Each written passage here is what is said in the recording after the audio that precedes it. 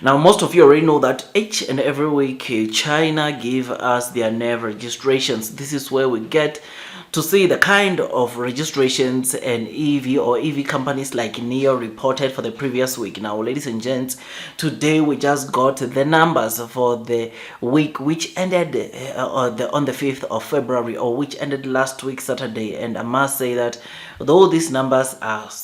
quite like disappointing to some of the people, these EV companies are trying their best to find their way delivering the same delivery or reporting the same insurance registrations they were reporting in December of 2022. Now, you remember that, of course, CEO of NIO has already showed us or indicated to us that from January to March, of course, the supply chains constraints will still be there. But one of the things that is, of course, heavily impacting, of course, the demand in the EV cars is, of course, the subsidies which expired in December. As you already know that most subsidies that were being offered to consumers when they buy EV cars expired in December, and we just got, or at least in the 2 weeks ago, Shanghai introducing or reintroducing the subsidies starting in January to December, which is something that is incredible because in Shanghai, consumers now get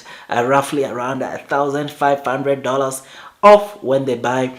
pure EV cars, which is something that is incredible. And at a certain district, those that buy, of course, cars that supports NIO's program, which is the battery swapping stations, get an additional 20,000 RMB, which is something that, again, it's incredible because 3,000 or almost $3,000 additional to 1,500 goes a very long way when you are buying EV cars. So at least though some of the cities or most of the cities in China have not reinstated these subsidies, Shanghai has reinstated these subsidies, and those that buy NIO cars or buy pure EV cars in Shanghai will definitely get the benefit of getting these subsidies. Now, today, ladies and gents, NIO gave us on the report, we read that NIO last week from Monday until Saturday, they reported insurance registration of 1,948, which is something that is incredible and something that must just show you that obviously, though we are not at that point where we are seeing NIO at least delivering or reporting 4,000 per week like what we saw towards the end of December, it is something that obviously we are getting there, though we are not there yet. But I personally believe that we'll definitely get there, especially starting from April or in the Q2 of 2022, as what we have seen. The CEO of NIO, together with, of course, so many analysts,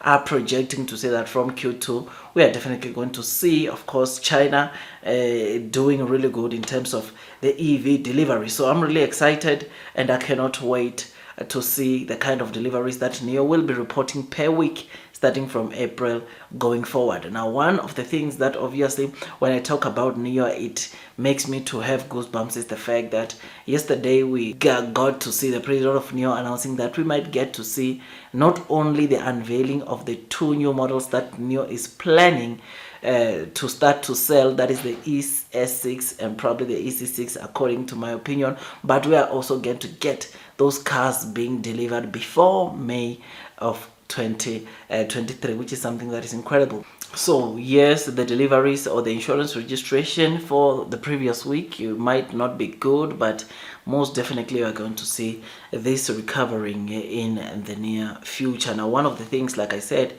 which is really hurting this industry or the EV industry, supply chains, and obviously the fact that subsidies almost serious or cut off the subsidies by the end of 2022, and I'm hoping that most of the cities in China are also going to follow suit what Shanghai just did, and that is to extend these NEV subsidies, which guess what is going to do? That is definitely going to motivate or encourage the consumers to go out there and buy EV cars. Otherwise, with all that, guys, I just thought I'd just give you this quick updates. If you enjoyed this video, don't forget to hit that like button, comment, and subscribe. And once you subscribe, don't forget to hit or click that notification bell so that at least you get notified by YouTube every time I drop a new content. Otherwise, before you load the boat, increase your holdings onto this new stock, you already know that you need to do your own due diligence, that at least you don't panic when this stock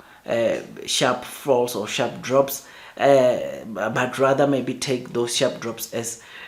opportunities to load the boat whenever you can onto this NEO stock. Otherwise, I just thought I'd just give you this quick updates of insurance registration we just saw last week. But one thing, of course, that I witnessed or spotted is that it looks like NEO is not very far off from the kind of insurance registrations that Li Auto reported, though they are not in the same segment, or you can't compare the two. But it looks like the way social media is doing out there, it's comparing the kind of deliveries, even the way the market is moving. I think they are sort of like putting NEO, Xpeng, Li Auto sort of like in the same segment, whereby if another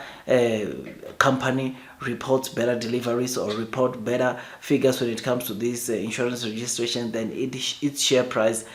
performs better than the others, which is why we are seeing Li Auto sort of like performing way better in terms of the share price when comparing to NEO. So it looks good to, or it makes me to feel good to know that at least the gap between Li Auto and NEO is not that much on previous week insurance registration, and I hope that this continues to be better and the NEO gets many insurance registrations and they get to that point where obviously they get to the top at least 3, which will definitely be good to retail investors. Otherwise, that's all from me, and God bless you all.